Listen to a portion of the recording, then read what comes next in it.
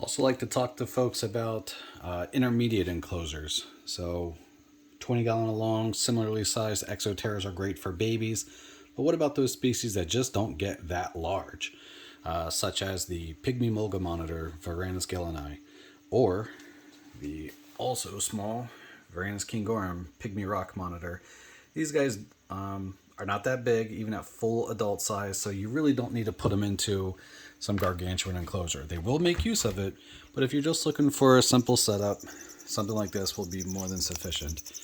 This is 4 feet wide, 2 feet tall, 2 feet deep, and I have universal rock backgrounds against the sides and the back wall, and that's because they're going to climb it and they're going to make use of it.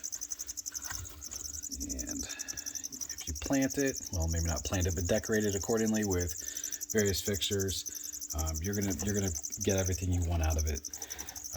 Fixtures, I use the Hampton Bay light fixtures. I have a link on my page for where you can buy those through Amazon.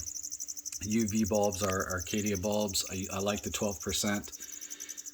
Basking platform is as simple as what's referred to as a reach stack, but I also like to put a slate stone or just some rocks there just to hold heat a little better. They pick and choose where they want to go. The thermoregulate, not much as far as substrate goes.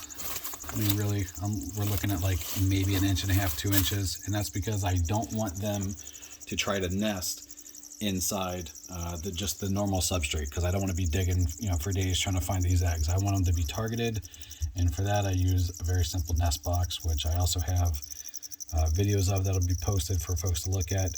But for smaller monitors, I don't use those giant ones. I just make a very simple plywood box, fill it with the same substrate, and put it about the halfway mark of the enclosure. It stays sufficiently warm with the heat lamp, and it holds heat throughout the evenings when the lights are off. So for babies, stick with something small. For intermediate monitors, something like this is more than sufficient. Or as your monitor is growing and it's in between the small aquarium size and the full adult enclosure, something like this would be great for them.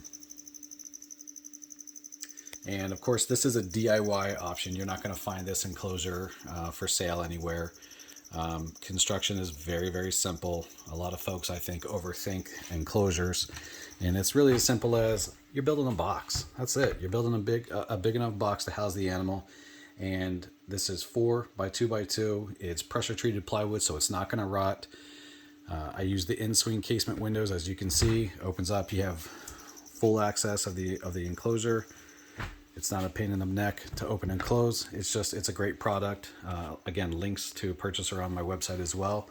But you can use anything. If you want to use sliding glass, you can outfit it with that as well. I just don't like sliding glass because the bugs get through the in between the panes.